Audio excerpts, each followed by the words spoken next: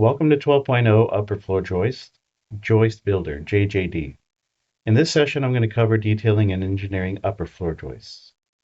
The joist should now be exported from the layout space to a joist detailing space, much like this panel detailing space and truss detailing space.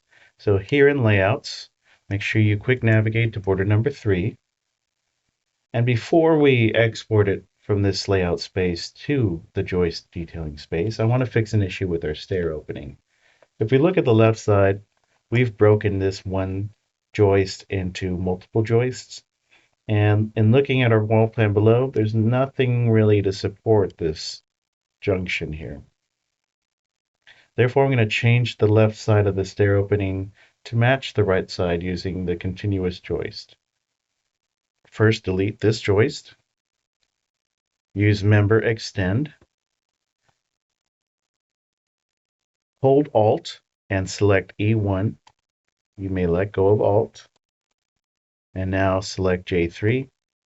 And that will allow J3 to continue all the way to this far side of E1. Hit escape a few times. Come and clean up JB2 a little bit. ME. Select J3 and then select JB2. Quick navigate to 3. Let's LA label all for good measure. Okay. Everything has a unique name if it has a unique shape.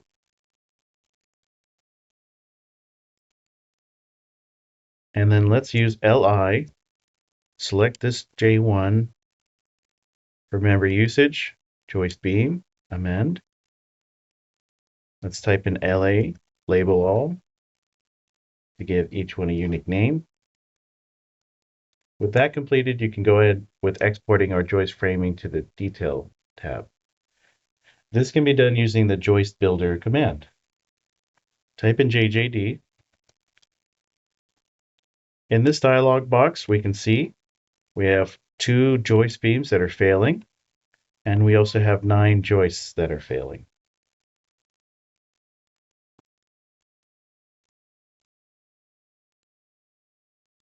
Think back to our truss detailing.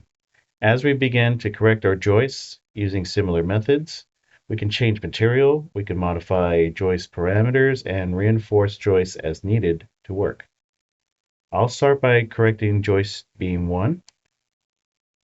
Go ahead and double click or click here on engineering. We can see that the top and bottom chords are failing. We double click JB1 here in this navigation pane. Navigate to material information, and for bottom chord quantity and top chord quantity, change each of these to 2 and hit amend. So we can see it's dropped down the engineering status, but it is still failing.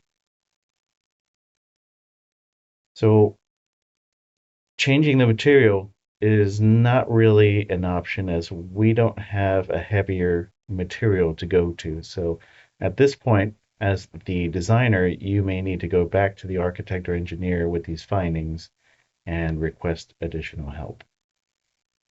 Let's exit out of this joist builder. No.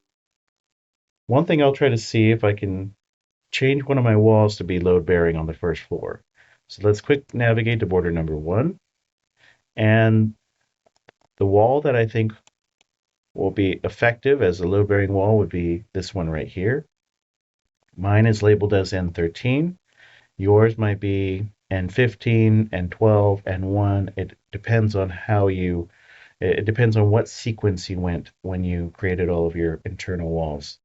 So don't worry about the label, but make sure you find this correct wall here. We're going to type in LI, and we're going to select N13. And for usage type,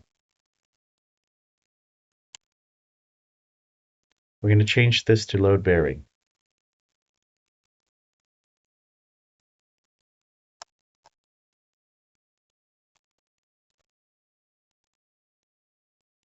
This is going to give support to our joists above, but note that changing walls from non-load bearing to load bearing is significant. Make sure you consult with your architect or engineer of record to ensure that there is proper foundational support at this location of the new bearing wall.